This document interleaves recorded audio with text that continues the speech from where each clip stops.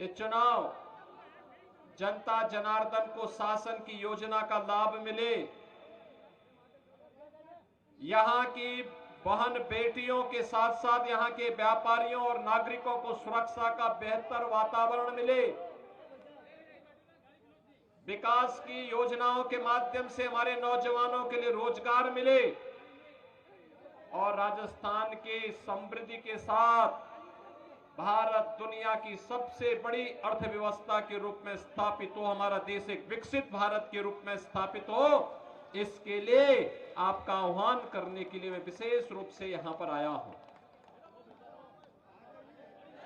भाइयों बहनों, पिछले 9-9.5 वर्ष में प्रधानमंत्री मोदी जी के नेतृत्व में हमने बदलते हुए एक नए भारत को देखा है।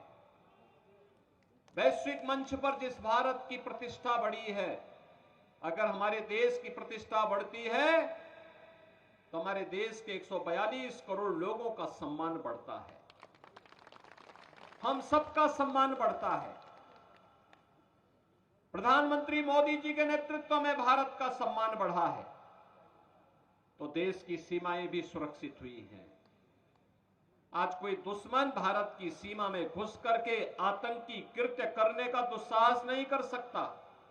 अगर करेगा तो उसे मालूम है भारत के बहादुर जवान उसकी मांद में घुस करके वो पाताल लोक से भी इसे निकाल बाहर कर देंगे।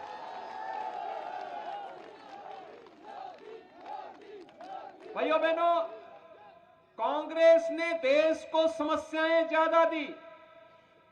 ये जो आतंकवाद की समस्या है, अलगाववाद की समस्या है, नक्सलवाद की समस्या है, या फिर जो भी भ्रष्टाचार की समस्या है, ये सब कांग्रेस की देन है। कांग्रेस समस्या देती रही है। मोदी जी ने 9 वर्ष के अंदर इन समस्याओं के समाधान का रास्ता निकाला है, इनका रास्ता निकाला है। आतंकवाद की समस्या धारा 370 के माध्यम से कांग्रेस ने दी। मोदी जी ने कश्मीर से धारा 370 को सदैव के लिए समाप्त करके एक समाधान दिया। कांग्रेस ने विकास में बैरियर खड़ा करके लोगों को योजनाओं से वंचित किया।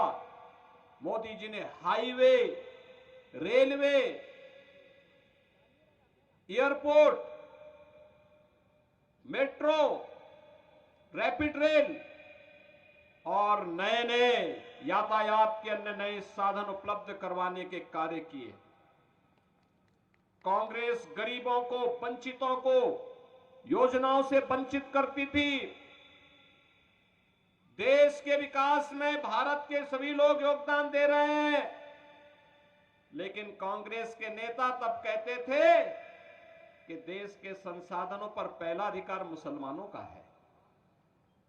मोदी जी ने तो एक बात कही कि देश के संसाधनों पर पहला अधिकार गरीब का है, किसान का है, नौजवान का है, महिलाओं का है, और मोदी जी ने नारा दिया सबका साथ, सबका विकास। भाइयों बहनों, सबका साथ और सबके विकास का परिणाम क्या रहा? परिणाम रहा 12 करोड़ गरीबों के घर में शौचालय नहीं थे, उन परिवारों को एक एक शौचालय मिला। 4 करोड़ गरीबों के पास अपने सिर ढकने के लिए आवास नहीं थे, उनको एक एक प्रधानमंत्री आवास मिला। 10 करोड़ गरीबों को रसोई गैस के निःशुल्क कनेक्शन मिले। 4 करोड़ गरीबों को बिजली के निःशुल्क कनेक्शन मिले।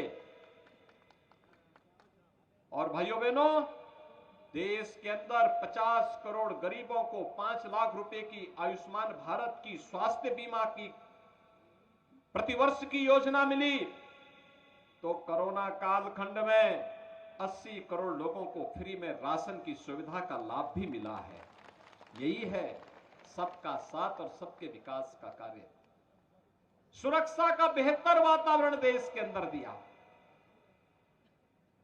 भाइयों बहनों, मोदी जी के नेतृत्व में भारत विकास की बुलंदियों को छू रहा है। तो पिछले 5 साल के अंदर कांग्रेस ने कहां पहुंचा दिया है आपके फिर राजस्थान को।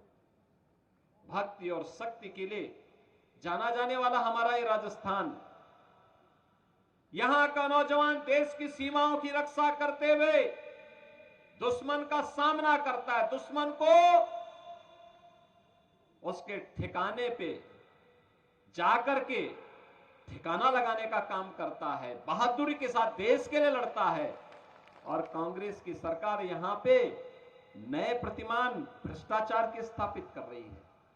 आज राजस्थान कहां पहुंच गया? भ्रष्टाचार में नंबर 1, महिला अपराध में नंबर 1, योजनाओं को गरीबों तक न पहुंचाने में सबसे पीछे। हर योजना में भ्रष्टाचार की शिकायत, और आपस में ही नूरा कुश्ती हो रही है, आपस में ही सरकार में ही नूरा कुश्ती चल रही है। विकास की योजनाओं का लाभ गरीब को नहीं मिल पाता है, सामान्य नागरिकों को नहीं मिल पाता है, हर स्तर पर भ्रष्टाचार है। और भाइयों बहनों, उन स्थितियों में हम आह्वान करने के लिए आए हैं, थोड़ा तुलना करिए। जब वसुंधरा राजे जी के नेतृत्व में भारतीय जनता पार्टी की सरकार थी, वह सरकार गरीबों के लिए कार्य कर रही थी, किसानों के लिए कार्य कर रही थी, यहां पे विकास की बड़ी बड़ी योजनाओं को लाने का कार्य कर रही थी। लेकिन जैसे ही पिछली बार वह सरकार फिर से बनने में वंचित रही, कांग्रेस ने 5 वर्ष के अंदर भ्रष्टाचार के कुछ नए प्रतिमान स्थापित कर दिए। और इसीलिए मैं आपके पास आया हूं आपका आह्वान करने के लिए। कांग्रेस विकास नहीं करा सकती, कांग्रेस सुरक्षा नहीं दे सकती, कांग्रेस गरीबों का कल्याण नहीं कर सकती, और कांग्रेस आपकी आस्था का भी तो सम्मान नहीं कर सकती। याद करिए, कांग्रेस काशी में, आप उत्तर प्रदेश में जाइए, काशी विश्वनाथ धाम बन गया है। पहले 5 श्रद्धालु वहां नहीं जा पाते थे, आज 50,000 श्रद्धालु एक साथ दर्शन कर सकते हैं। भाइयों बहनों, आप उत्तराखंड में जाइए, केदारपुरी में फिर से पुनरुद्धार हो गया है, केदारपुरी का पुनरुद्धार हो गया है, और केदारपुरी फिर से विकास की और आस्था का सम्मान करते हुए दिखाई दे रही है। आप मध्य प्रदेश में जाइए, महाकाल का महालोक फिर से सज गया है, और 500 वर्षों का इंतजार समाप्त करके अयोध्या में भी तो राम मंदिर बन रहा है, बन रहा है ना? अयोध्या में राम मंदिर बन रहा है ना? अंतर यही है, भाजपा की डबल इंजन की सरकार आएगी तो भाइयों बहनों, राजस्थान में इस सरकार ने भ्रष्टाचार को भी बढ़ाया है और माफियाज को भी खूब बढ़ा दिया है।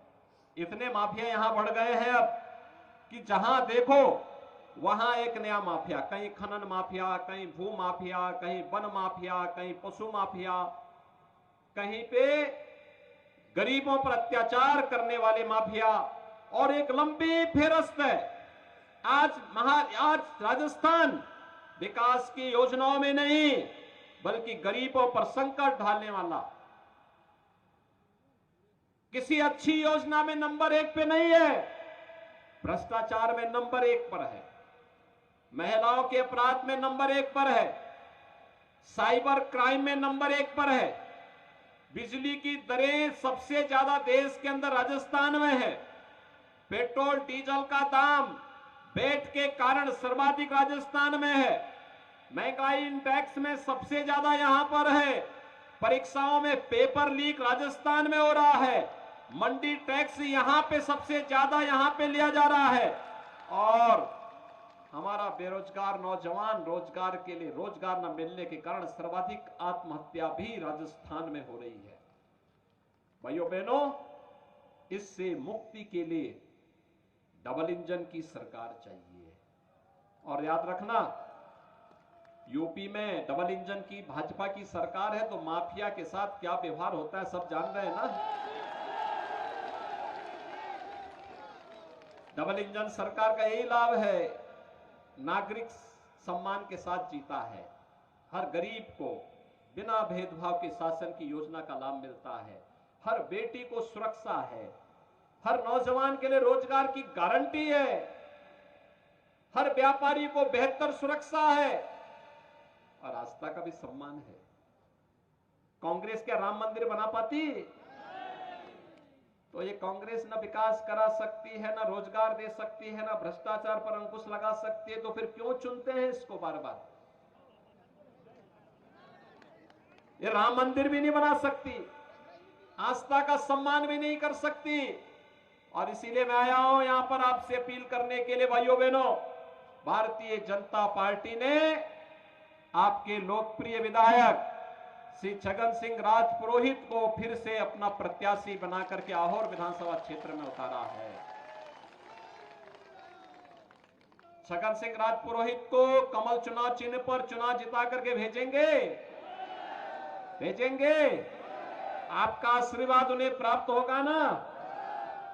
आप इन्हें जयपुर भेजिए चुनाव जिता करके, और 22 जनवरी 2024 को अयोध्या में राम मंदिर का उद्घाटन प्रधानमंत्री जी के कर कमलों से होने जा रहा है। रामलला 500 वर्षों के बाद विराजमान होंगे, तो आपका आशीर्वाद इनको मिले।